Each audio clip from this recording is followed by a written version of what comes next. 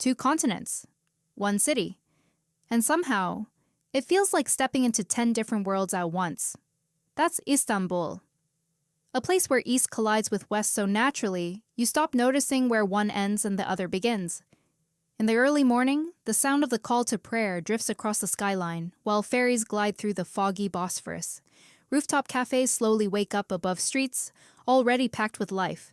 Bakers pull fresh simit from ovens that have probably been running for generations. Fishermen line the bridges before sunrise like it's part of a ritual older than the city itself. And then, somehow, just a few streets away, you'll find luxury boutiques, modern cocktail bars, and neon-lit rooftops packed until 3 a.m. That contrast never stops hitting you. But the craziest part about Istanbul? No matter how many times you come here, the city refuses to show you the same version twice. Some days it feels romantic, some days chaotic, some days deeply historic, and sometimes it feels like the future arrived too early and landed directly on top of the past. That's what makes this place addictive. Today, we're diving deep into the chaos, beauty, secrets, and non-stop energy of Istanbul, a city that doesn't just tell stories, it pulls you inside them. Istanbul isn't fully Europe, and it isn't fully Asia either. It's both at the exact same time. And the moment you arrive, you feel it. One minute you're walking through narrow Ottoman alleyways filled with spice shops, hanging lanterns, tiny tea houses, and old men silently playing backgammon outside cafes. The smell of grilled meat, strong coffee, and sea air mixes together in a way that somehow becomes the scent of the city itself. Then suddenly, everything changes. Glass skyscrapers rise above the horizon. Luxury cars fly through crowded streets. Rooftop lounges blast music above centuries-old buildings. Designer stores sit next to tiny family-run shops that haven't changed in decades. Istanbul moves fast, really fast. Cars honk non-stop. Street vendors call out from every direction. Ferries slice across the Bosphorus every few minutes, carrying thousands of people between continents, like it's the most normal thing in the world. And yet somehow, inside all that chaos, the city works perfectly. That's the magic of Istanbul. More than 15 million people live here, but it still feels strangely personal. Every neighborhood feels like its own universe, with a completely different energy, different people, different soundtrack. And trust me, some corners of this city don't even feel real. The first stop has to be the Hagia Sophia. And honestly, no video truly prepares you for that moment. From the outside, it already looks enormous. Massive domes, ancient walls, layers of history stacked on top of each other like the city itself. But then you walk through the doors, and suddenly everything goes quiet. Not because the building is silent, because your brain almost doesn't know how to process what it's seeing. The scale feels impossible. Sunlight cuts through the upper windows, creating this soft golden haze inside the dome. Arabic calligraphy hangs above Christian mosaics. You're standing in a place that has survived empires, invasions, earthquakes, revolutions, nearly 1,500 years of history without ever losing its presence. And that's the thing about Istanbul. History here doesn't feel trapped behind glass. It's alive. Just outside sits the Blue Mosque. And around sunset, this entire area becomes cinematic. The sky turns orange and gold. Seagulls circle above the minarets.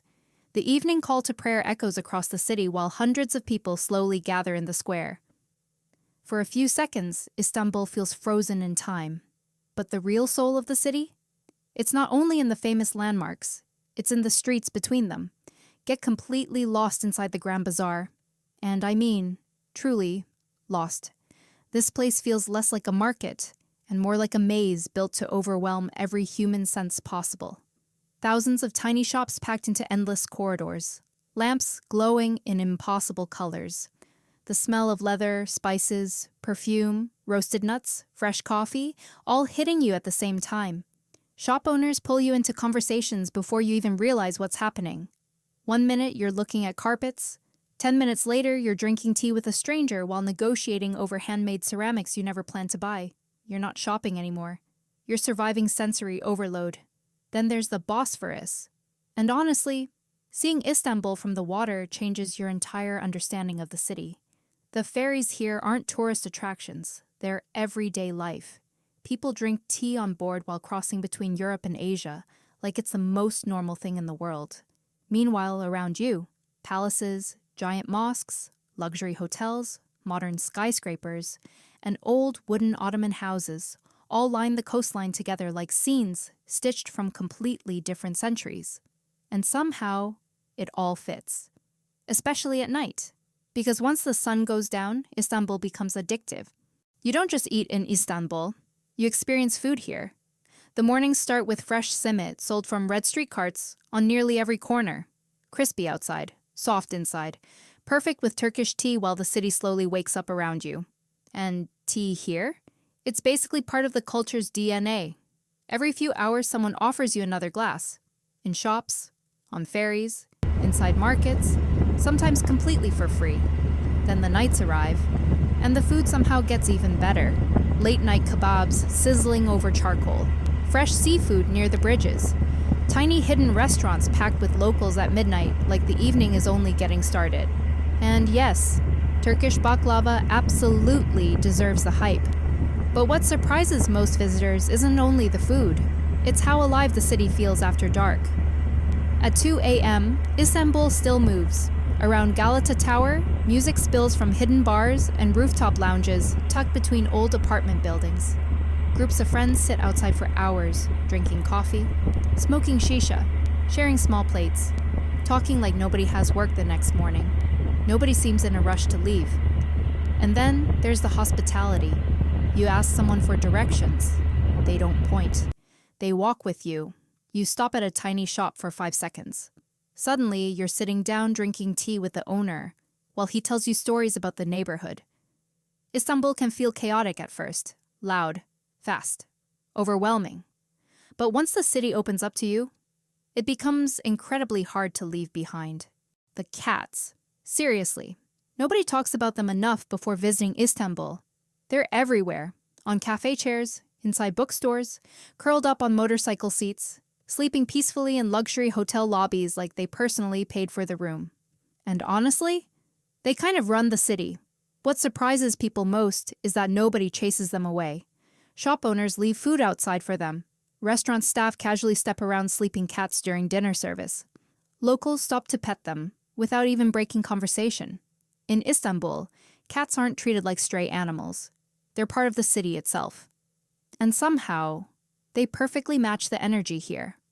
Calm inside the chaos. Quiet observers watching millions of people move through the streets every day. But the cats are only the beginning. The bigger surprise is how emotional Istanbul feels once you spend real time here. Some cities impress you visually. Istanbul hits you somewhere deeper. There's something cinematic about this place that's hard to explain until you experience it yourself. Maybe it's the thick morning fog, rolling across the Bosphorus, while the first ferries slowly appear through the mist. Maybe it's the sound of seagulls mixed with the evening call to prayer echoing between ancient buildings. Maybe it's watching businessmen rush past 500-year-old mosques without even looking up anymore.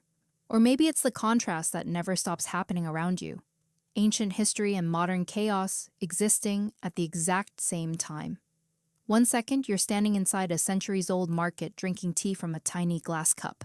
The next second, you're in a rooftop cocktail bar, watching laser lights cut across the skyline. And somehow, none of it feels forced. That's what shocks tourists most. Istanbul doesn't feel like a museum city frozen in the past.